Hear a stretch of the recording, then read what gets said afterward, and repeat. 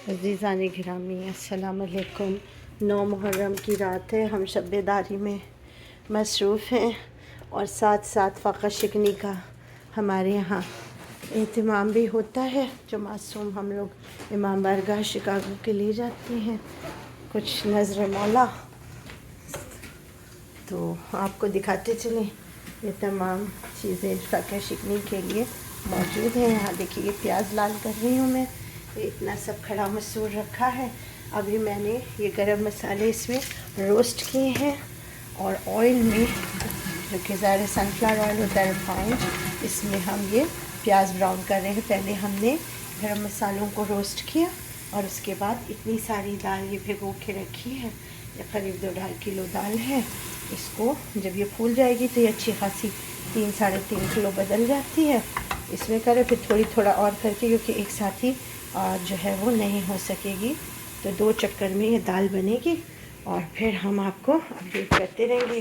बघार के लिए ये सारे लहसुन वगैरह भी, सॉरी हाथ आ जाता है, लहसुन वगैरह भी काट के रखे हुए हैं। इंशाल्लाह एक एक करके 2-4 ट्रे ऐसे ही तैयार की जाएगी दाल की। अभी दिखाते हैं हम इसकी प्रिपरेशन आपको कि कैसे करें। ये देखिए, रात के 3:06 हुए हैं। नाइट टाइम है शिकागो में और आज 9 मुहर्रम की रात यानी शब-ए आशूर।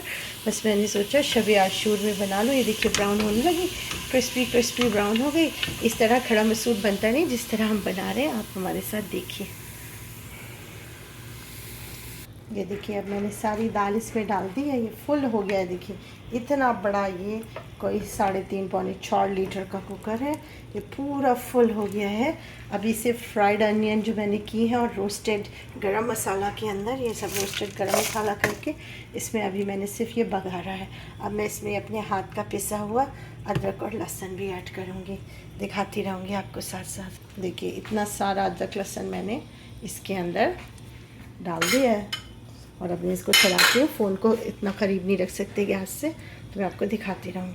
अब देखिए, इसमें हल्दी, धनिया और लाल मिर्च ये सब ऐड कर दिए और इस सबको मिक्स करते हैं।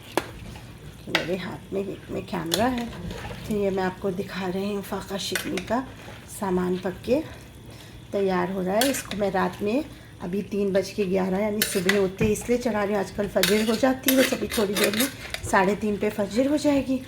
तो ये धीमे धीमे दिन भर पकेगी। और चूँकि हम लोग आशूर के रोज़ कामों को तर्क करते हैं, इबादत करिए, आशूर का अमाल कीजिए और आप मातम नौहा ख़्वानी ये सब दिन भर रात भर करते रहिए। इसीलिए मैंने कहा कि अब ये 3 बजे के बाद ये चढ़ाऊँ। और आप देखिए कि अभी 3:15 हुए हैं।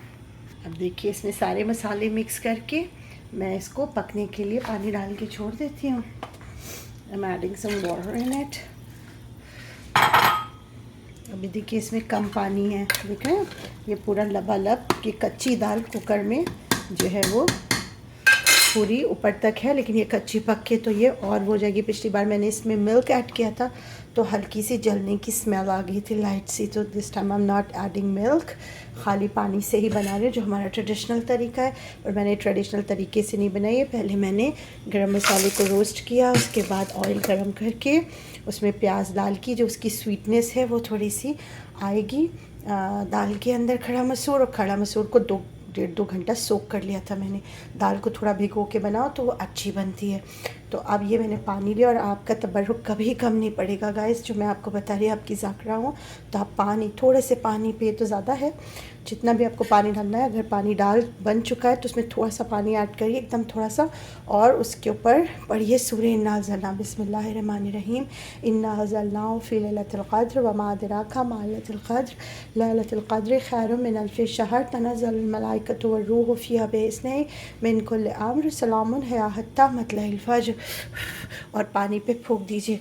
और उसके बाद आप वो पानी इसमें अपने खाने में ऐड कर ली। तो आपने जो कुछ भी खाना बनाया होगा तो वो कभी भी तबर्रुक कम नहीं पड़ेगा। इवन घर में भी आप ये आज़मा सकते हैं कि खाने पे पड़ के फूंक दो तो खाने में बहुत बरकत होती है।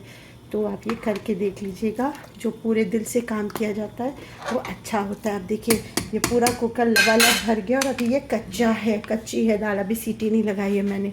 तो बस मैंने कहा आपको बता दूं, ये सब प्रिपरेशन में 316 हो गए। अब मैं इसमें विसिल लगाऊंगी, ये पकेगी और मैं आपको अभी अज़ाखानी की भी ज़ियारत करा दूँगी। तो ये देखिए गाइस, अब मैं इसके अंदर ये देखिए इसको सीटी लगा दी है हमने। अब ये कुकर पकेगा और हम चलते हैं अज़ाखानी की जानिब। देखिए मेरे फ्रिज में मेरे हाथ के बने मसाले वगैरह सब सही रखे हुए हैं। इसमें दवा रख दी सॉरी, और इसमें मेरे हाथ के बने गलाठी कबाब और केटरिंग से आई हुई बिरयानी, कोल्ड ड्रिंक्स, ये सब रखी है क्योंकि अभी नज़र का काफ़ी सामान जो है वो बचा हुआ है। चलिए आपको अज़ाखानी की जानिब ले चलते। अभी सोया कटा हुआ डलेगा, हरी मिर्च कटेगी, अदरक कटेगी और ढेर सारे लहसुन, इससे बघार होगा। जब ये दाल गल जाएगी और धीरे धीरे पकेगी, ये रात में भी धीरे धीरे पकेगी, फिर सुबह भी धीरे धीरे खत पकेगी और फिर जाके तैयार हो जाएगी।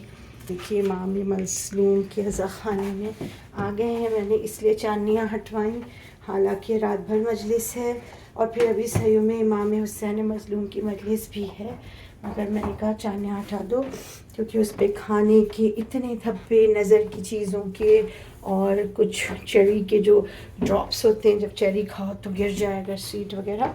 तो ये देखिए ये अज़ाखानी की चांदनियाँ हटाई गई हैं।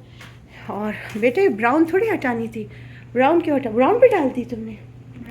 ब्राउन जो थी चांदनी, ब्राउन कोई नहीं थी, ब्लैक थी और 2 वाइट थी। अच्छा वो भी डाल दी आपने? ब्लैक थोड़ी डालनी थी, मैं सिर्फ वाइट कही थी, वाइट सिर्फ डालनी थी, ब्लैक नहीं।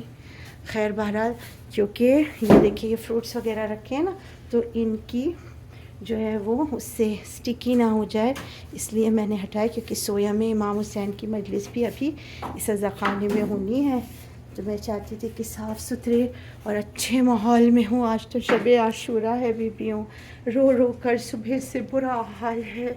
जितना अपने मौला को पुरसा दे सकते हैं दे रहे हैं, लेकिन जितना भी हम लोग रो लें ये कहाँ से कम होगा गम, ये गम कम होने वाला ही नहीं है। बस मैं ये सोच रही हूँ कि कंदीलें भी रोशन कर लूँ। ये इसमें लाइटिंग तो ऑलरेडी है अज़ाखानी में,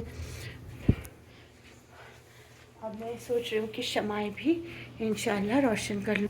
ये देखिए ये कैंडल आज की रात जो है ना वो कंदीलें रोशन की जाती हैं कि कंदीलें जलती रहें रात भर मौला की खिदमत में। अगर जलती रहे, कंदीलें जलती रहें।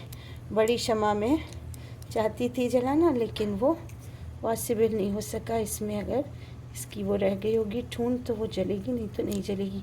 मेरे ख़्याल इसकी थ्रेड नहीं बची है, तो इसको इसी तरह से डाल के जलाना होगा।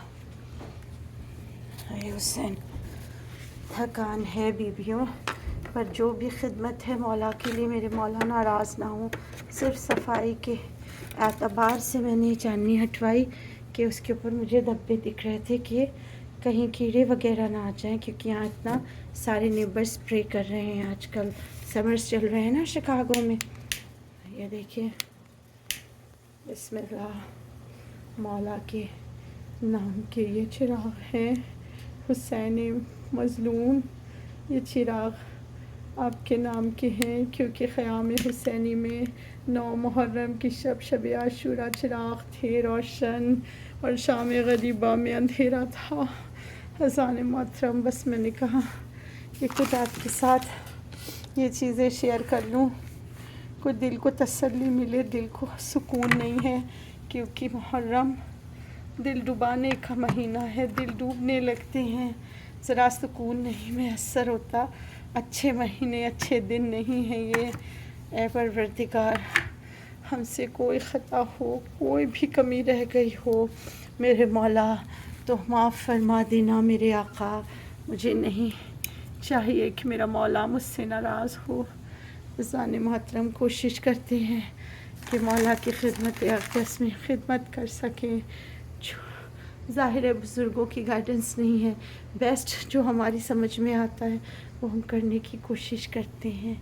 आपके पास कोई अच्छे सजेशन हो तो आप ज़रूर बताइएगा। आप लोग खामोश अप्रिसिएशन करते हैं, मौला की बारगाह में हैं, सब ज़ियारत कर रहे हैं, तो बस दुआ कीजिए और हमारे हक़ में भी दुआ कीजिए। अभी हम लोग मातम भी कर लेते। या हुसैन, या हुसैन, या हुसैन। ना ढलना के उजड़ जाएगी ज़ैनब, भाई से दमे सुबह बिछड़ जाएगी ज़ैनब।